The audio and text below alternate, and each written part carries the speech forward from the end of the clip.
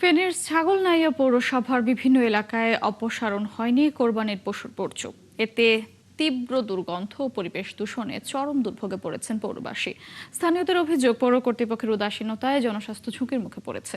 আর পৌর কর্তৃপক্ষ বলছে, ময়লার গাড়ি বিকল হয়ে যাওয়ায় বর্জ্য অপসারণে দেরি হচ্ছে। নুরুজ্জামান সুমনের তথ্য ও ছবিতে প্রতিবেদন। কোরবানির 5 দিন পেরিয়ে গেলেও এখনো রাস্তায় পড়ে আছে বর্জ্য। তীব্র দুর্গন্ধ নিয়েই চলাচল করতে হচ্ছে পথচারীদের।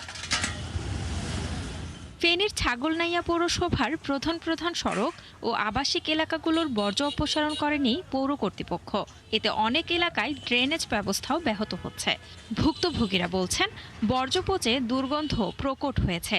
যাতায়াত করতে গিয়ে মানুষকে পড়তে হচ্ছে ভোগান্তিতে। পর্যন্ত আমরা দোকান আশপাশেও আসতে পারতেছি না, এটা গন্ধে এবং কি পোকামাকড়গুলো দোকানের ভিতরে ঢুকতেছে। আশপাশের আমাদের কাস্টমাররা পর্যন্ত এগুলা দেখে আসে আবার মাল কিনার থাকলে অনেক সময় চলে যাচ্ছে। আজকে 5 দিন আমরা এখানে বসবাসের অযোগ্য হিসেবে বসবাস করতেছি। আমরা অনেক কষ্টে আছি। ভোগান্তি ভুলে চলে আসুন রিগালে। ওয়ারেন্টি সহ স্টাইলিশ কালেকশন নিয়ে রেডি রিগাল ফার্নিচার। তো দয়া করে এখানে যারা দায়িত্বশীল আছে, দায়িত্বমান যারাই আছে, তারা এটার প্রতি তারা একটু নজর দাও। পরিচ্ছন্নতা কর্মীরা বলছেন, ময়লা সরানোর এসকেভেটর নষ্ট হয়ে যাওয়ায় তাদের কষ্ট বেড়েছে। ঈদের দিন কাজ করেনি মানুষ, আমরা কাজ করছি সারা রাত করার পরও এখানে কাজ আবার আমাদের এসকেভেটরটা সানলাইটে নষ্ট হয়ে গেছে, যার কারণে আমরা কাজ করতে পারতেছি না।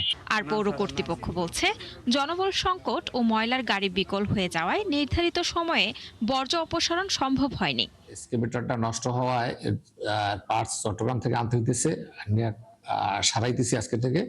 আর অতিরিক্ত লেবার দিয়ে আমরা কাজ চালাই নিতেছি।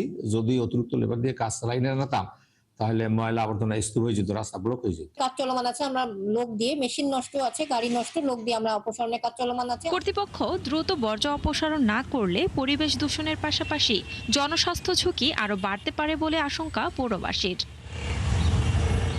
শান্তা ইসলাম, ৭১।